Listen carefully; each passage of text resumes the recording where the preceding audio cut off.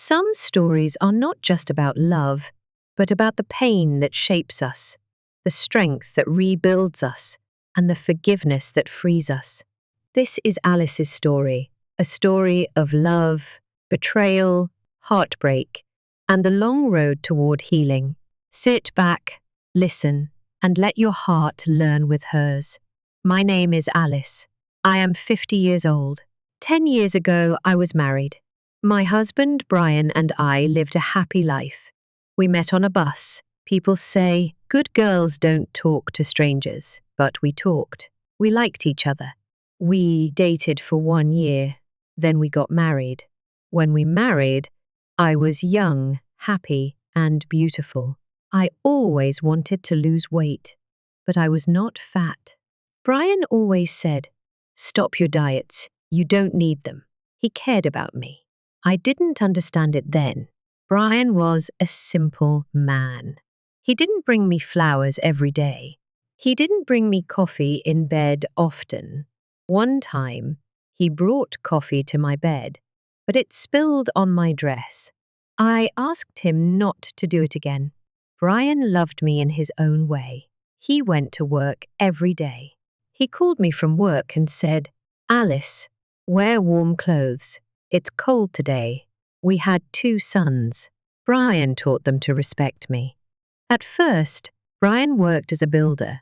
Then he became a manager. Later, he started his own company. We built a house outside the city. Brian told me not to work. He said, take care of the house and the garden. I planted flowers. I grew fruits and vegetables. Our sons grew up. They got married. Soon, we had a granddaughter. Her name is Emma. Brian loved Emma very much. One day, our older son said he would bring Emma to visit us. But Brian said, I can't. I will work this weekend. I was surprised. I asked, why can't you come home in the evening? Brian said, maybe I will stay at my father's house. His words worried me. Something felt wrong. The next day, I drove to Brian's office. I didn't see him there. The security guard said, he is not here. Then, I heard the guard's wife whisper, poor woman. Everyone knows, but she doesn't. I felt cold. I called Brian. I said, we need to talk. Brian came home. I asked, do you have another woman? Brian said, yes. I asked, will you leave, or should I leave? Brian said, I will leave. He packed his things, then he left. My world fell apart. I cried. I felt alone. My sons came to see me. They hugged me. They listened to my story. I told them, your father left me, but he is still your father. Respect him. Days passed. I felt sad. Nights were the hardest. I couldn't sleep. I lost weight. I didn't smile. One day, my friend Mary came. She said, Alice, come with me. Mary took me to a children's hospital. The children there had cancer. They were very sick, but they smiled. Their mothers stayed with them and cared for them. Mary said, Alice, look at these women. They have real problems. Your problems are small.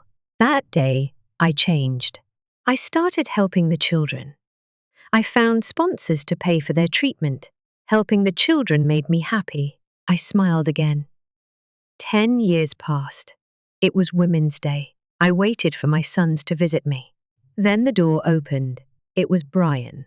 Brian looked old and tired. He said, Alice, can I stay here? I said, this is your house too. Brian sat down. He said, I'm sorry. Please forgive me. I didn't know what to say. Mary told me later, Brian's new wife left him. She lied to him. Her child was not his. Now I don't know what to do. Can I forgive Brian? Can I forget the pain? Every day, I think about it. Should I let Brian stay? Or should I ask him to leave again? Brian stayed in the guest room. He didn't say much. I didn't know what he was thinking. I didn't know how I felt. I cooked dinner. Brian sat at the table. He said, "The food smells good, Alice." I didn't answer. I just put the plates on the table. "When we ate," Brian said, "I missed your cooking. No one cooks like you." I wanted to smile, but I didn't. I said, "You made your choice, Brian." After dinner, I washed the dishes. Brian tried to help. I said, "No, I can do it." The next day, my sons came to visit. They saw Brian. "Dad," they said, surprised. "What are you doing here?" Brian looked down. He said, "I made a mistake. I hurt your mother. Now I want to fix it." My older son, Peter, looked at me. He asked, "Mom, are you okay with this?" I said, "I don't know yet." Peter and my younger son, Mark, took me to another room. They said, "Mom, you don't have to let him stay. We can take care of you." I said, "I need time to think." That night, I couldn't sleep. I thought about the past. Brian hurt me deeply, but he was also a good father. He helped raise our sons. He worked hard for our family. I asked myself, can people change? Can I trust him again? The next morning, Brian was in the garden. He was fixing the fence. I watched him from the window. He looked older, slower, but he was working hard. I went outside. I said, "Brian, you don't have to do this." Brian said, "I want to help. This is still my family." I didn't say anything. I walked back inside. A few days later, Emma, our granddaughter, came to visit. She saw Brian. She ran to him and hugged him. "Grandpa," she said. Brian smiled. It was the first time I saw him happy in years. Emma said, "Grandma, Grandpa said he missed me. Can we all go to the park together?" I didn't want to go, but Emma begged me. "Please, Grandma, it will be fun." We went to the park. Emma played on the swings. Brian and I sat on a bench. Brian said, "Thank you for letting me come back, Alice." I said, "I haven't decided yet, Brian." Brian nodded. "I understand. Take your time. I will wait." Days turned into weeks. Brian stayed in the guest room. He fixed things around the house. He helped in the garden. One day, Mary came to visit. She said, "Alice, are you okay with Brian here?" I said, "I don't know. I feel angry, but I also feel sorry for him." Mary said, "You don't have to forgive him right away, but maybe this is a chance for both of you to heal." That night, I thought about Mary's words. Maybe she was right. The next morning, I made breakfast. I called Brian to the table. I said, "Brian, let's talk." Brian sat down. He looked nervous. I said, "I don't know if I can forgive you, but I want to try." Brian's eyes filled with tears. He said, "Thank you, Alice. I will do everything to make it right." We started spending more time together. We talked about the past. Brian said he was sorry many times. One day, I told him, "Brian, I will forgive you, but it will take time. You have to prove that you've changed." Brian nodded. "I will, Alice. I promise." Over time, things got better.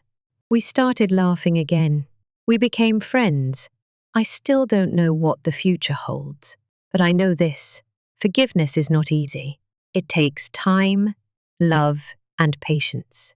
Maybe one day our family will feel whole again. Forgiveness is never easy. It is not forgetting the pain, it is choosing to live beyond it. Alice's journey reminds us that healing takes time, trust, and courage. Thank you for walking this emotional path with us. If this story touched your heart, don't forget to like, share, and subscribe for more stories that inspire and heal.